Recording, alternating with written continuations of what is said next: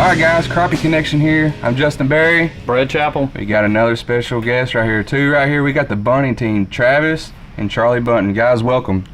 Welcome. Welcome. Thank you. Brad, I want to let you dive in. I know you're excited about these guys being on. I know you. Let's just pop in and start asking some questions. Let's start pounding these guys. You know, I think of tournament fishing, and automatically you got to think of these two guys right here. And some of the guys that put in the most work that I've seen day in and day out has to be Mr. Charlie out there just pre-fishing his heart away. You know, we kind of touched on it before the show here, but we want to actually ask you, how many miles do you travel a year crappie fishing? Well, got to keep track of it with the accountant. So I drove 18,000 miles last year just tournament fishing.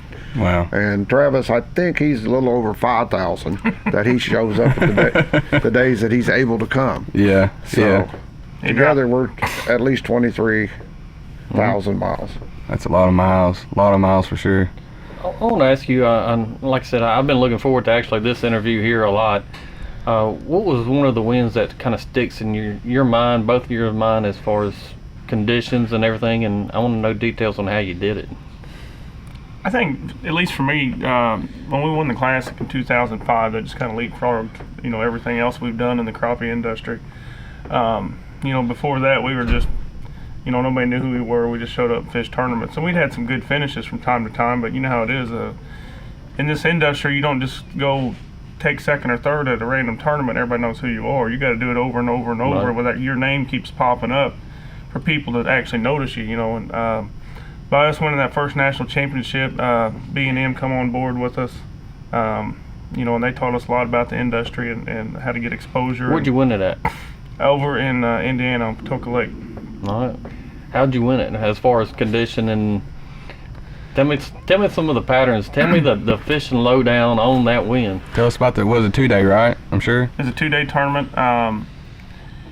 We'd found some fish way in the back of a creek. You know, you're in the fall time of the year. Fish are on the move, and I typically, if I can fish 8 foot of water or less, I'm happy. I don't like fishing over 8 foot of water. I really don't like fishing over 6 foot of water if I can get by with it. Really? I just like shallow water year round. Year round. Mm-hmm. Even in deep lakes, you know, like Lake of the Ozarks, our home lake, there's water down there. It's over 100 foot deep. I still don't want to fish over 8 foot down the water column if I can get by with it. I mean, we do at times because we have to, but if we can, we're going to fish shallow. And honestly, back then, we started off tournament fishing with 2 6-foot poles. We didn't know what spider rigging was. We'd never been down south fishing. First time that I traveled, I seen somebody spider rigging. I said, man, I don't know what they're doing, but I know they're cheating. There's no way you can fish with that many poles at one time, you know. Right. And we were still competing at that time with just our 2 6-foot poles. Well, a couple years later, we got, you know, some experience behind our belt and figured out that if we don't learn how to troll, we're not gonna be able to play this game. Mm-hmm. But we were still probably doing it wrong. You know, there for many years, I'd run all 8 poles out of the front, and Dad would actually stand behind me and take the fish off and keep everything baited, keep all the lines going. And I'd sit in the middle of the boat and run all 8 poles. Well, when we got to Patoka, they got a pole limit. So I would sit in the front and run, was it 5 poles? 3 poles. 5, yeah, 3 pole limit. So I'd run 5 poles, and he would stand behind me and jig fish the stumps as we went past them. Mm-hmm. He's double dipping there, wasn't you? That's awesome. We talk about techniques all the time on here, but what would be your favorite technique to actually go out and do crappie fishing on your own without tournament involved? It's going to be the same thing as tournaments, honestly. I love run and gun spider rig. Run and gun spider rig. Yeah, it's technique that I don't know if anybody else does it, honestly. There's people starting to do it now because we've had a lot of success with it. And, you know, I'm a numbers guy. Mm-hmm. I run numbers constantly, whether it's at work, at home, whatever. And it's about fishing. I think tournament comes down to fishing efficiency. Right. You know, so I got thinking, you know, if we go out with our 6-foot poles that we used to have back in the day and we're flipping and casting into the brush piles, you take a 4x8 stake bed, you got to make about 100 casts to be able to cover that entire stake bed. Mm-hmm. We're spider rigging, we push them 16 hooks into there, we're covering all at one time. We can push through it, back into it, do anything we want, come back at a different angle, and we can do all that twice as fast as somebody can do it with one pole in their hand. Mm-hmm. So then now we get into the numbers game. How many can I fish in a day? I'm thinking 30 to 35 brush piles in a daytime's a lot if I got one pole in my hand. So we started putting in our own sets, trying new things. We'd put anywhere from 15 to 20 spots, basically building underwater finch rows. Trolling path. Yep. We would hit up to 40 of those a day. 40. 40 Wow. times. 8 poles up, 8 poles down. Fish through it, 8 poles up, 8 poles down. What about, you say your crappie sets? Kind of describe to me your crappie set. We got some that are porcupine fish tractors, PVC beds, and then we got some that we use. We actually build our own stake beds. Which one actually produces more fish in your mind as far as big fish? Just depends on the day. Depends on the day. It honestly does. I think wood consistently holds fish better than plastic. We've built about every imaginable kind of plastic PVC bed you can build, and for whatever reason we cannot get them to hold fish like a porcupine fish tractor. I don't know if it's because that the actual center of that thing's up off the bottom. I don't know what it is. You know, we filled 5-gallon buckets with PVC. We've made trees. We've made some humongous trees and sunk them, and we can't catch fish off of them. But the porcupine fish tractors we catch fish on, and they've bailed us out in some tournaments. I know we've heard that this week, and a couple of the guys go out and then, you know, before the season starts, put them out some stake beds and different things to have that backup plan, and that's pretty much what you're saying as well. Yeah, and when you get back into the numbers part of it, you put 20 in a set and you jump 40 sets. That's 800 crappie beds you're hitting in one day. Wow. What about your typical setup on your poles? What do you run into fish those stake beds? How do you fish them? Well, we're going to, what Travis does is go by, first thing he'll do is go by and look at them now with the side imaging. And we spend a lot of time that we don't even put poles in the water to get ready to fish them. But typically we're going to set up our minnow rig that we use is we're going to use our muddy water Wacom series hooks that we just come out. Well, we've been using these for years. And describe that hook. Here, let me get one out. It's a round nose hook. It's got a 2/0 black nickel hook. A 2/0? Yeah, 2/0 hook. If you look at this, if you see that hook point right there, it's well above the eyelid. Right. If you ever do any bass fishing, look at bass jigs. They've got offset eyes, turned eyes, everything else. What they're trying to do is get this away from that hook point. Right. Great point. Because if you always hear the big one got away, or you get that big one at the top of the water and he's just barely hooked right there in the lip and you're scared to move him. What happens is a small fish doesn't necessarily engulf that whole bait. So he gets the bait right there, you set the hook, it drives that point to the roof of his mouth. A big fish engulfs the whole bait. Now you have the line that comes down through his lip. You set the hook, the first thing that hits him is that eyelid. Pops his mouth open, rotates the hook away from his mouth. That hook's got to come all the way back around to get him. By getting this separation farther, we feel that we got a better hookup ratio. You look at, 15, 20 years ago, everybody's using number 4s, number 6 hooks, really small hooks. Right. If you look at those old hooks, that top of that eye and that hook point line up evenly. And you have a gap about that far to get any kind of meat in there to hook that fish. Do you like sickle hooks? Yeah, sometimes we'll use sickle hooks, mostly for jig fishing. Without minnows, I'm sure that's kind of my theory. I don't like using, if I'm going to use a minnow, I don't like a sickle hook, but if I use minnows, standard Aberdeen style hook or what have you, is fine. How long have y'all actually, have y'all been, I'm surely y'all been fishing together for all these years, but how long have y'all been fishing together for tournament fishing? What year did y'all start? When Travis came back out of college in 2003 was our first year that we fished together. 2003. Yes. Y'all get along pretty good in the boat? Well, as long as we let him run the show. As long as everything's going right. Right, huh? Yeah. Everything's great at that point. What is about describe a tournament that kind of sticks in your mind as far as really bad conditions that you kind of still had to fish out there and was able to catch fish, and how did you do it? Well, the last one we won, we had 25 miles straight, or took second in, we had 25 miles straight wind, so tell them about that. We won a tournament, I'll tell you about this one first. We won a tournament down in Table Rock Lake. It's the only time we've ever been on the water. We've never been down there previously and haven't been on there since. But back then, Crappie USA had a super event on Table Rock. They had 35-mile-an-hour straight winds all day long. And it was, I don't know, a high of about 28 that day. It was cold. and we're fishing the gnarliest cedar tree tops ever, and we're trying to spider rig these things. We went through 198 hooks. Oh my gosh. So I guess you got everything pre-rigged already. We ran out. Yeah, Dad was doing a lot of tying. So I finally get them hooks in there, and we're working them through the cedar tree, and bam, I stick a good one. I said, "Dad, net." He turns around, he said, "There ain't no net." I said, "What do you mean there ain't no net?" So I swing the fish in, and he catches, takes back boat, and I said, "We got to have a net. We can't fish like this out of net." Well, luckily, we had won one in a drawing the night before. So we pick all of our stuff up. We run back to the truck. We get a dip net out of the back of the truck. We go back out fishing. About a half hour goes by. We're on another cedar tree top. Then lost about another 25 hooks. I stick a good one. I said, "Dad, net." He said, "We ain't got no net." Both of those nets blew out of the boat without us even knowing it, and we don't have no idea where they ended up. Oh my Lord. Oh my goodness. That is something. Real big, for all the viewers just listening in right now, I mean, y'all are national champions. What's the greatest, best tip that y'all can give everybody that's tuning in right now? Each of you individual question for you. I think as far as tournament fishing, you got to fish efficient. If you're going to beat the best in the country, you have to fish to the best of your ability 8.5 hours out of the day. You can't take 30 minutes off, sit down, and eat a sandwich. You got to make every bite count. So y'all pretty much don't eat when you're at tournament hours. Y'all are right there on the poles, moving. One of us don't eat. And I eat when we're most of the time going from point A to point B. If anybody knows that is fishing that travels with us, they give me heck for Honeybuns all the time. Really? Because I used to eat Honeybuns, and he was fishing. I got me a Honeybun. He had a big one up to the, and I didn't get the dip net on it. Mm-hmm. Did you lose it?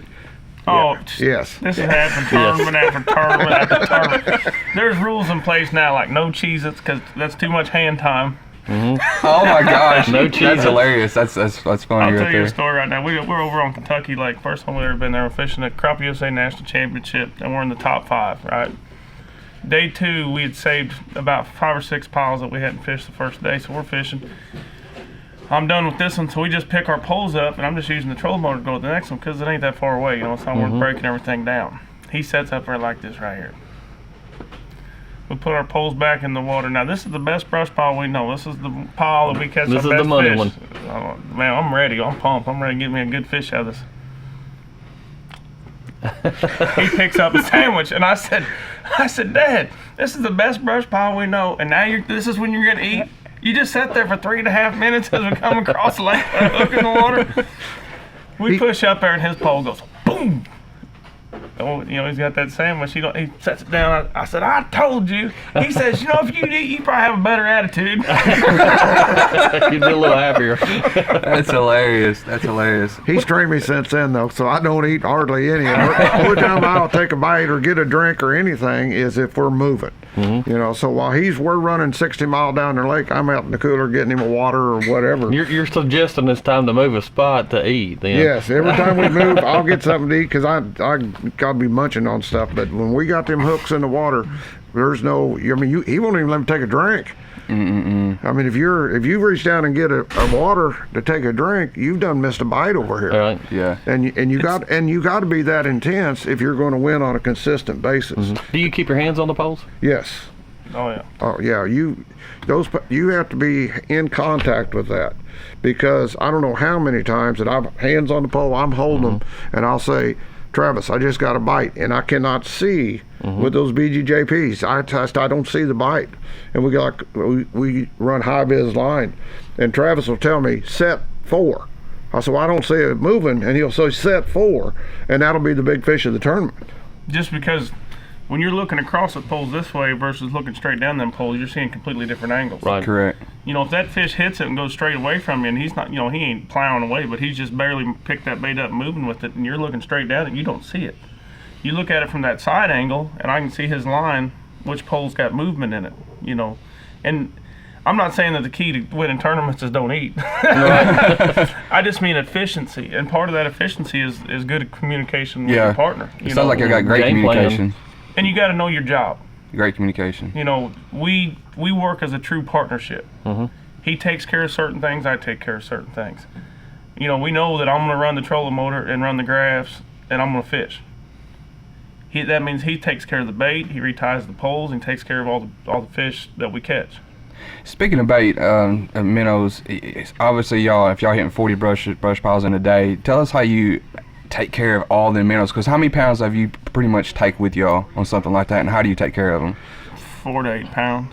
4 to 8 pounds, and how do you keep them all alive? Go ahead.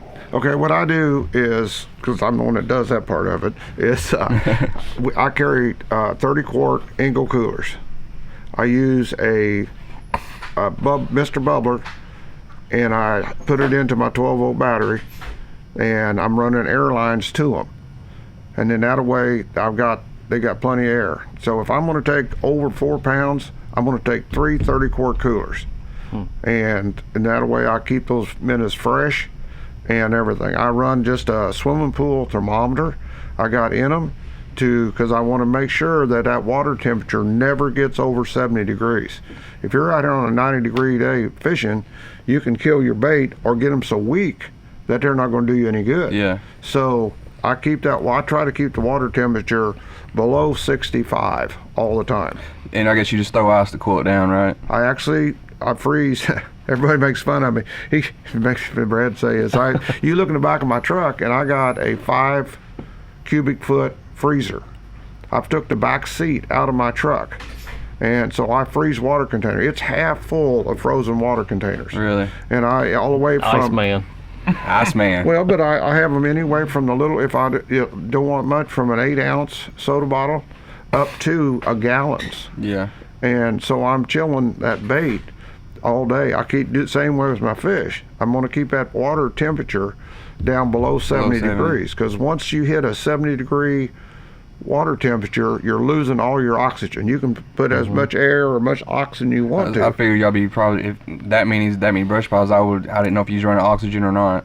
I had a bad luck with oxygen one time, so we're using air. We run an oxygenator in there, but we do not run. I don't carry an oxygen tank in the boat. Now, with the bait that I take with me, because we got a sponsor that he gives us all of our bait, that Missouri Goldfish, and so when I go get bait, I go get 20 pounds at a time, and I will put it in 230 or 120 quart Ingo coolers. Now that in the back of my truck, I got oxygen running. Okay. I run oxygen and a Mr. Bubbler in that. I got a Billy Don Surface built me a little container that'll hold the oxygen bottle up, and my battery's in it, and I wired it direct. I've got switches on it.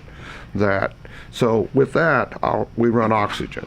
But in the boat, we run no oxygen. Do you pre-treat that water before you freeze it? No.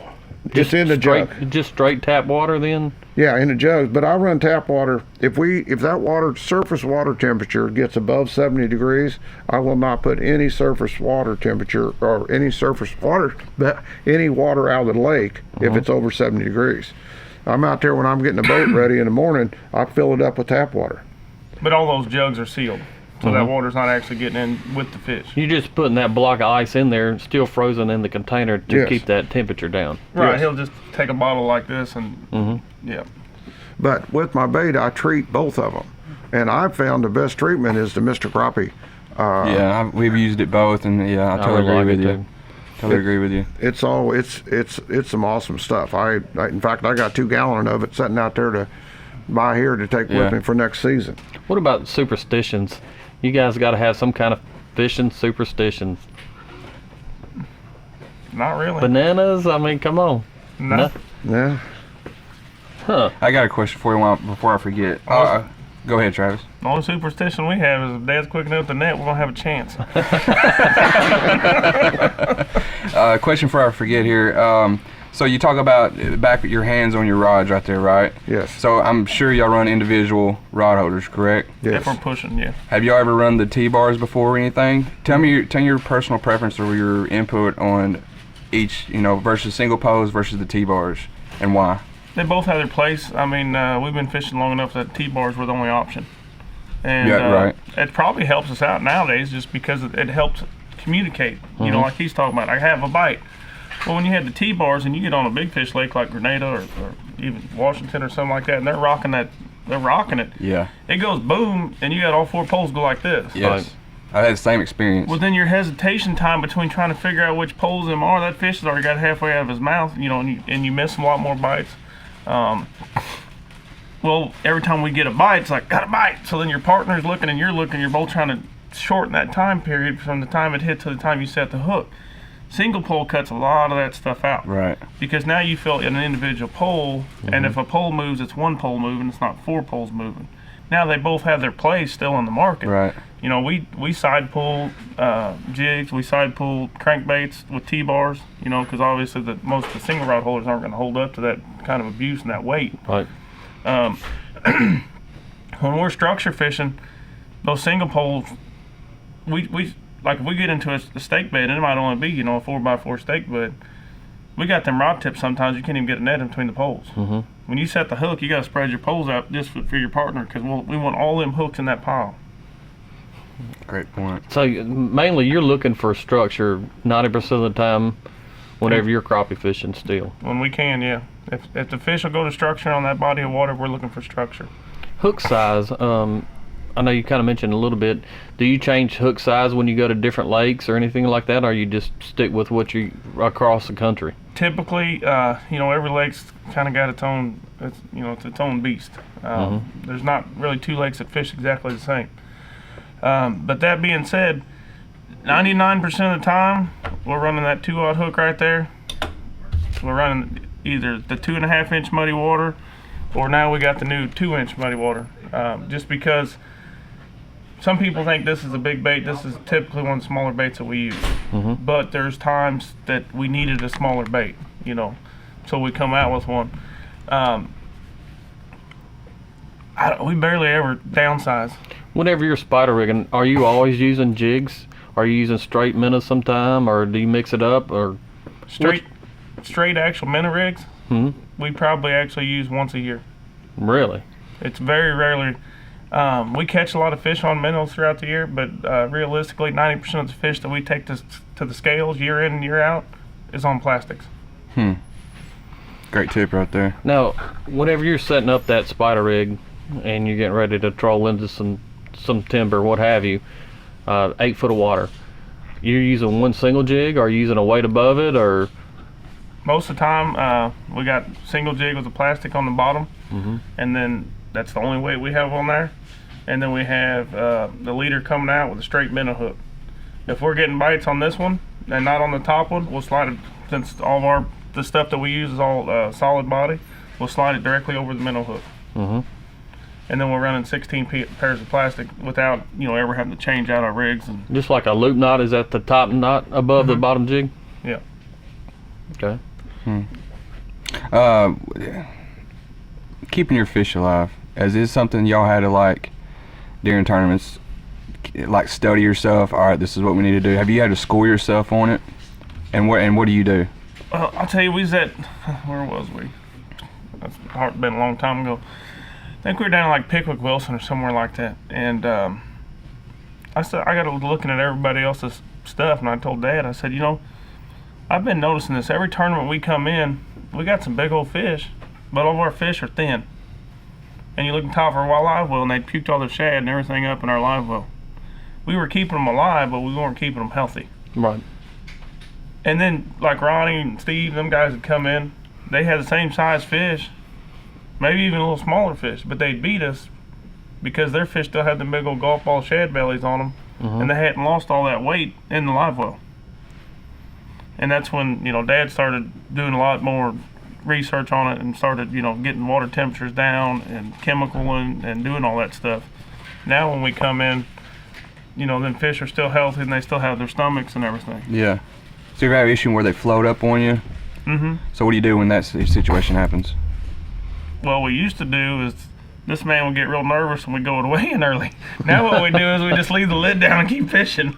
And I'm waiting to some. If it's those big old fish down in Mississippi that's spawn of the year, we'll weight them and keep them upright. Yeah, get the little alligator clips with the weight on the bottom. Yes. On the bottom fin. Yes. Okay. But we've just started doing that. You know, before when we started keeping the water temperature down and quit running our circulators. I mean, a crappie don't like current. And I think that's been the key thing, is because, you know, Rangers puts a great circulator. They got two 750 Pumps. pumps on per them. And so I mean, you're pumping a lot of water where every time that thing kicks on, them fish are going crazy. Yeah. You know, and I think that was stressing our fish and causing them to spit everything out. And so we started not having but 8 or 9 fish in the live well. Never have over that. Over that. Yes. So that, plus keeping the water, now I'm using the Mr. Bubbler there also, and I put one Mr. Bubbler with an air hose on both sides and with the oxygenator, and we haven't lost any fish other than I lost in Kentucky Lake since we started doing that. I'd say we went, unless we deep hook it or something, we've went probably 4 or 5 years now and have not lost a tournament fish. So you talk about keeping the water temp below 70, of course, in your live well, right? And to Yes. keep the fish alive. What about circumstances where it's hot summertime, that water temperature is up there? Have you ever had a situation where you throw that hot fish in that cool water? Does it ever affect that fish, or vice versa? It affects the fish, but it don't kill them. It'll shock them a little bit. Yeah. But I try not, kind of the magic number is 15 degrees. I don't want, whether it's my live bait or whether it's the crappie that we're catching, if I'm in 95 degree water temperature, I'm gonna drop it 25 degree or 20 degrees. But if it's, you know, most time you don't have that warm. So you can go up to 85 and keep it under. I got you. But usually if you get over a 15 degree water change, and it's just like your minnows, we'll have a bucket up here and a bucket back there, and 2 of them in the back. And I'm going to take them out of that, put them in this one, and that one's going to be warmer when it's warm, because you don't want to shock them. You can do Right. the same thing by having them too cold. Throw them in, put them on the hook and throw them out there, and they're going to go just bloop and Yeah. done. And probably the live bait is worse at doing that too than the crappie are. But Great you point. got to look at too is even in the water's boiling hot, and it said you got surface temperature of 94 degrees, and you're fishing on the bottom in 8 foot of water. Them fish ain't living in 90 degree water. Right. What do you think the temperature is down there? What do you think the difference is? It's going to change depending on wind, current flow, and everything else. So it's really hard to say. But you know, you go jump in the lake in the middle of summertime, your feet get a little chilly. You're right. You're exactly right. Great point. Just in 6 foot, you know, there's a big temperature change. Right. What's your favorite month to crappie fish? Now what now? Favorite month? I One on the calendar. Right. You know, it just depends. You know, pleasure fishing, you really like to go fishing in the spring. You know, that's when the fish are the biggest. That's when they're the heaviest. You know, the females are full of eggs. The males are aggressive. The fish can get very predictable. But part of that is harder to win a tournament in the springtime because them fish are predictable. You know, they're going to go back to some of them same places year in and year out, and it lets everybody end up getting where they're targeting the same fish. Right. You get in the fall of the year, and that's normally when a national championship is, and that's one of the hardest times of the year to fish, really, just because they're in some major transitions. It's hard to stay on them because they're on the move. But tournament-wise, it kind of makes it better for us. It kind of takes that predictability out of it, you know.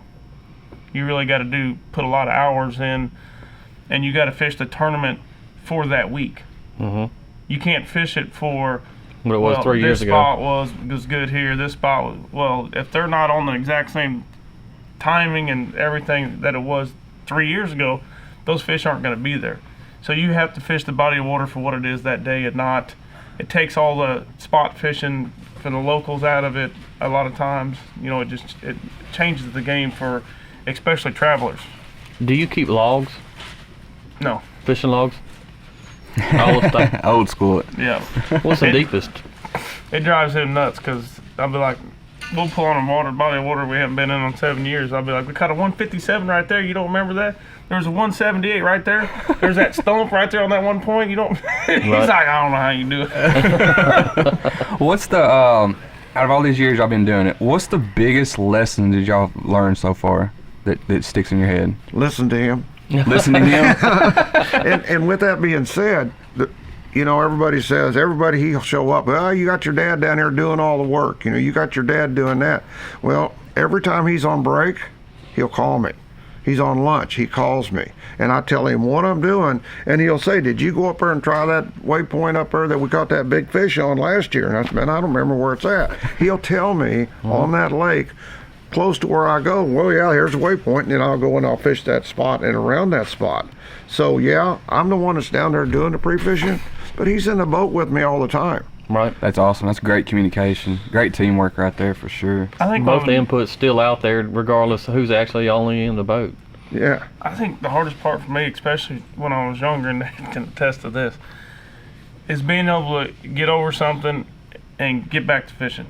Because when I was young, I was so competitive and I wanted to win so bad that we'd bring a big fish to the top of the water, and it might not be nobody's fault. They just come unbuttoned. Right.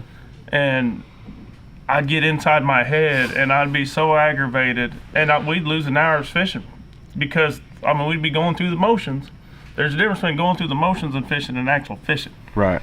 You know, and I'd just get out of the game. Now it's like, all right, we'll get another one. We gotta get another We one. could have used that one up. We really needed that fish, you know. Yep. But you're in the right area, so you got to kind of keep yourself geeked up and ready for the next one. That's Yeah, because what would happen is that losing that one fish would turn into losing the second one, which turned into losing the third one. Because you took yourself out of the game. Yeah. Because, you know, mentally you're just off in Neverland, you're mad, you're aggravated.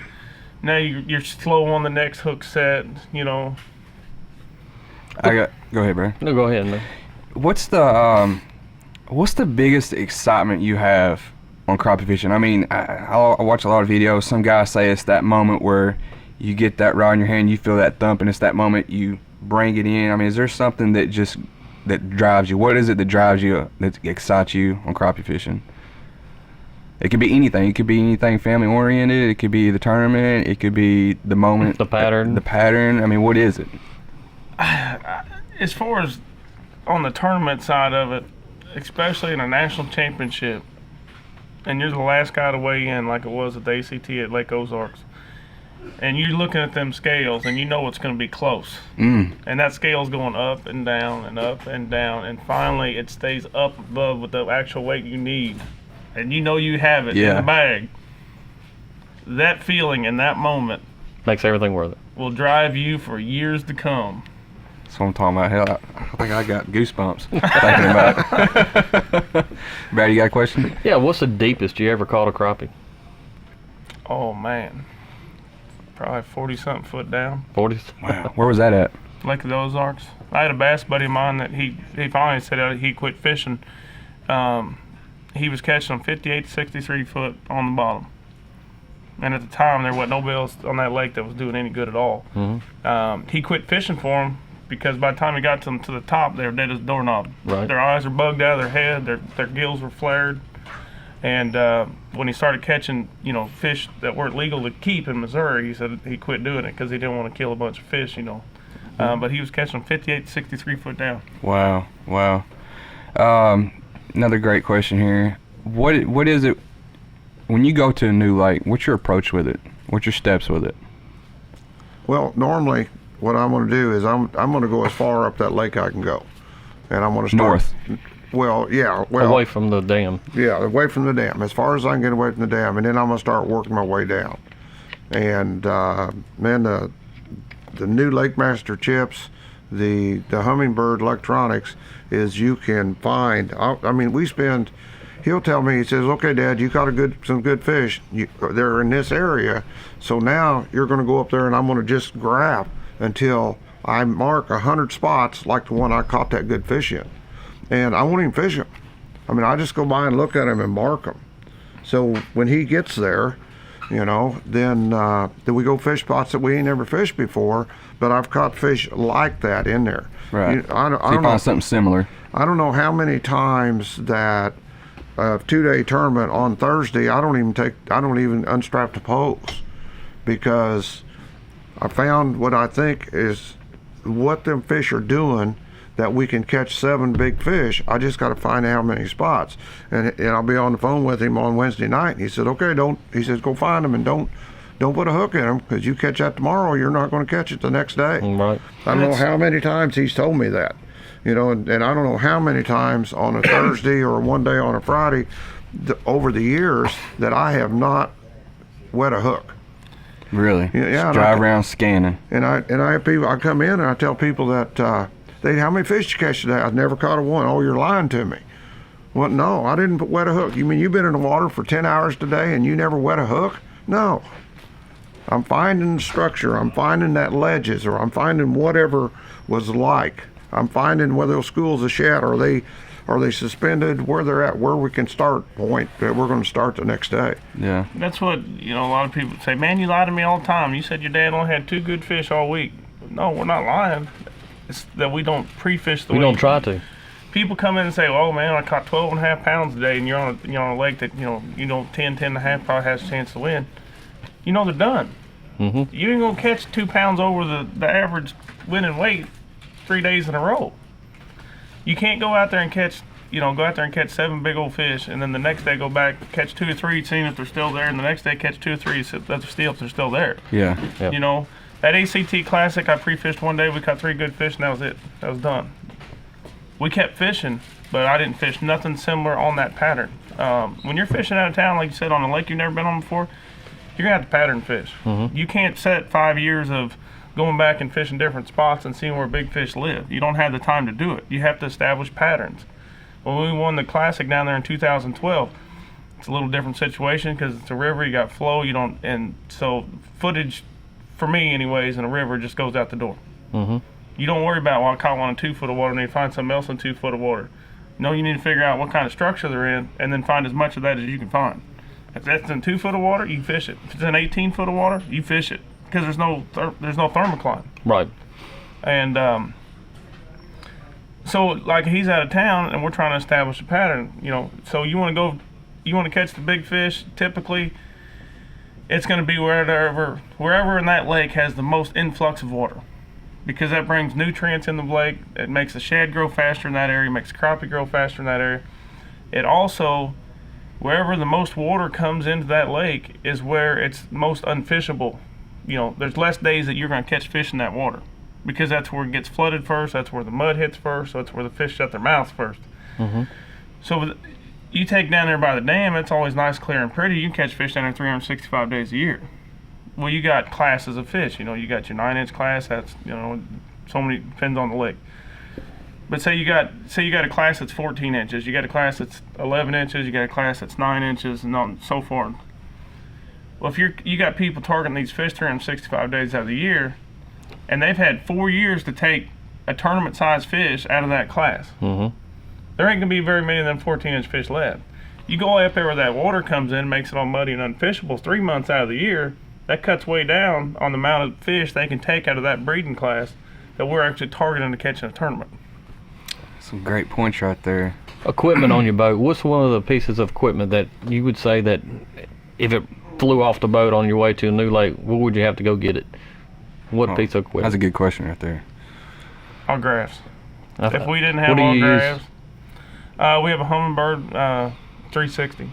Our Humminbird with a 360 on the front, and then just a 15-inch screen of side imaging on the back. Without our graphs, we can't find structure, we can't fish it. That 360 is an amazing piece of equipment that we use. We use it for everything. Instead of going by you're 4.5, 5 foot of water, and you want to fish this little old stump out here. Before we'd have to go by with side imaging, throw a buoy, try to come off to the side of it, throw a buoy, and hope you get close to it. Then spin the boat back around, disturb the water even more, throw your poles out, and push into it. When we push into this, it might hit our 1 pole, it might hit our 4 pole. We might be completely over top of it every once in a while with the trolling motor, spooking them fish out. Now with that 360, I know it's 35 foot out in front of me. Right. I center the boat up on it. I know when it's going to hit my poles. Last term of the year, Carlisle, Dad pre-fished. He caught 2 or 3 really nice black crappie. He'd caught a few good white crappie. It just happened on the pattern. The white crappie are in brush piles, the black crappie are on slick stumps. So we targeted the black crappie because he'd caught better blacks and he had Usually whites. way heavier. And he had an area, that is basically, this area is about half the size half of a creek, and he'd graphed it all out and looked and tried to figure out little key points in it and stuff like that. Well, when I show up we're starting in where he thought was, where the bigger fish were going to be. And I just take the 360, I'd zoom it out, stump, zoom it back in, fish that stump. Zoom it out, next stump, go fish that stump. In years past, all you could do is throw your poles out and just go. And every once in a while, you would run into a stump.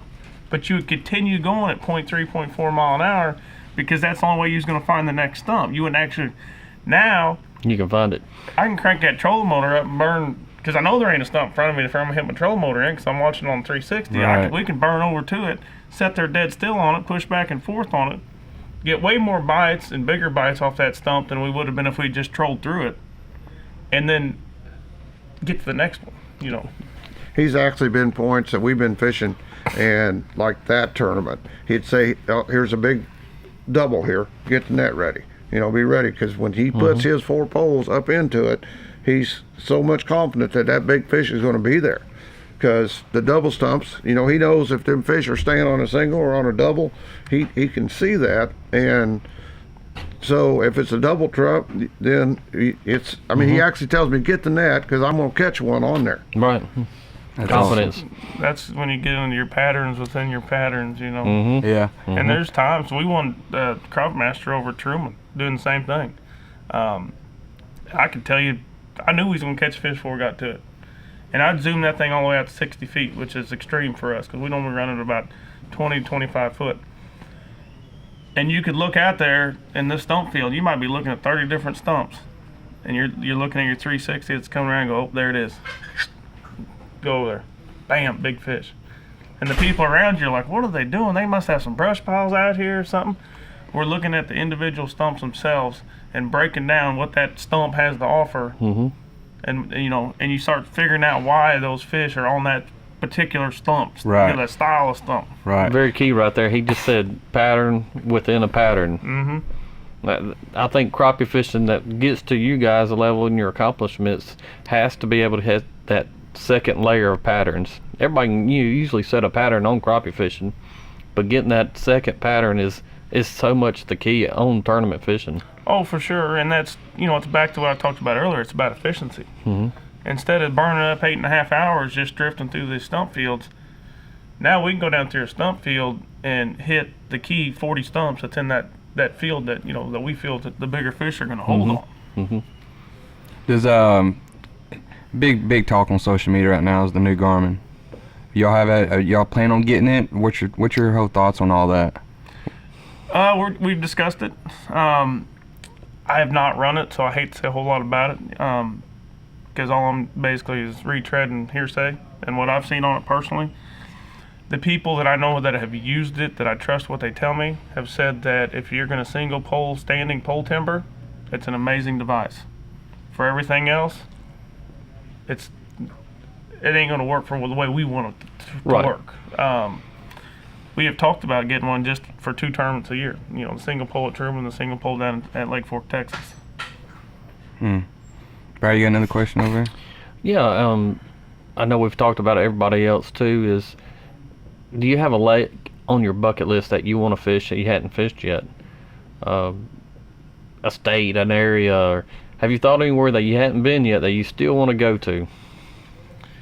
I think just because it would be so far outside our comfort zone, and just the random pictures that I've seen, just pleasure fishing wise, I'd like to either go to the state of California or state of Arizona and chase them giant black crappie. We've been talking about it. I've been talking about it. I know me and Brad's both been talking about it. I'd love to go out west. I hear there's some big slabs out there. You see it on social media. And it's just so different than anything that we do.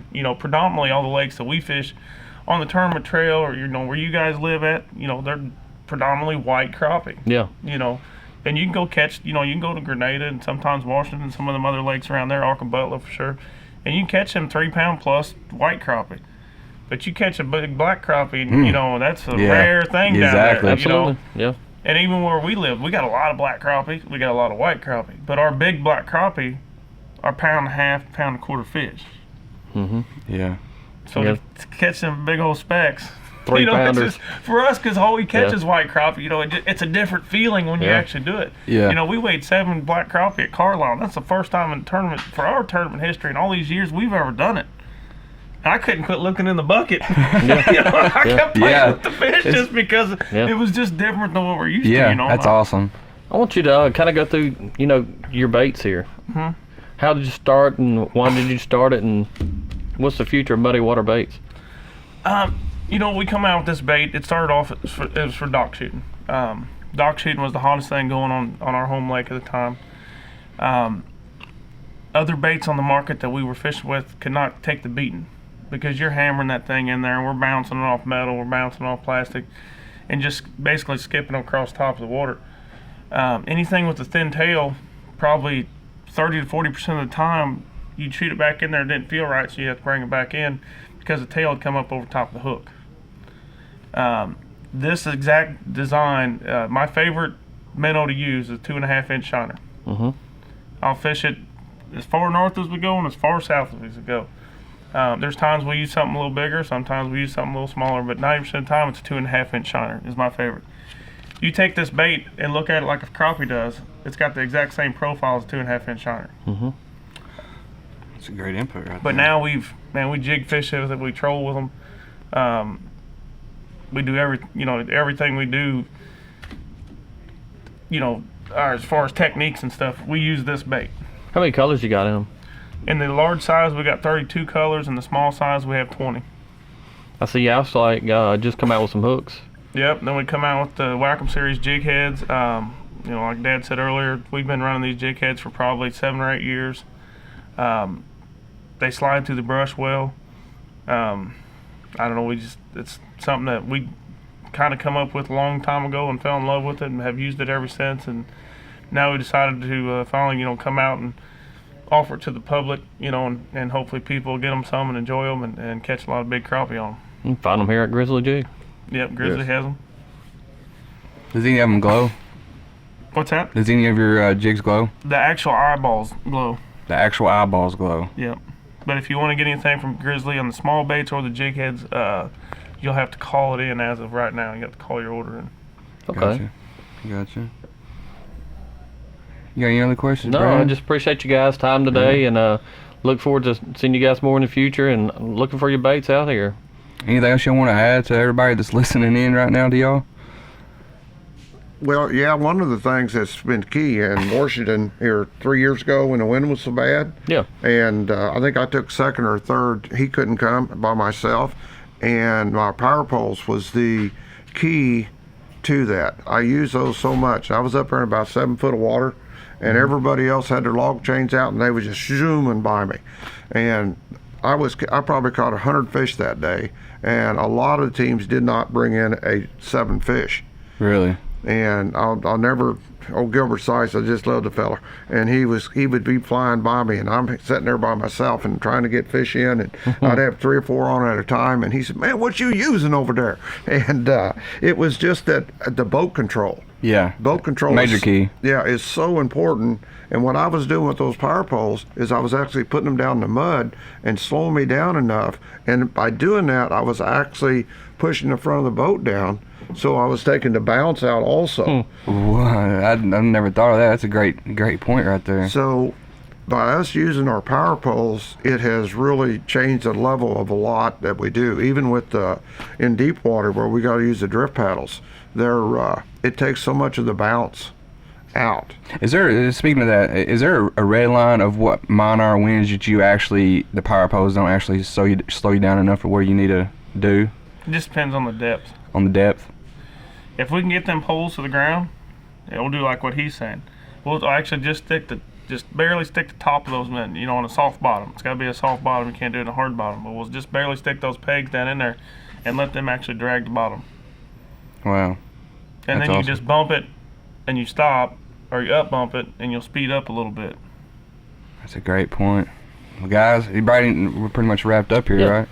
All right, guys. Hey, special thanks to Grizzly Jig here for letting us come in the back, talk to all these guys, especially these two great guys right here.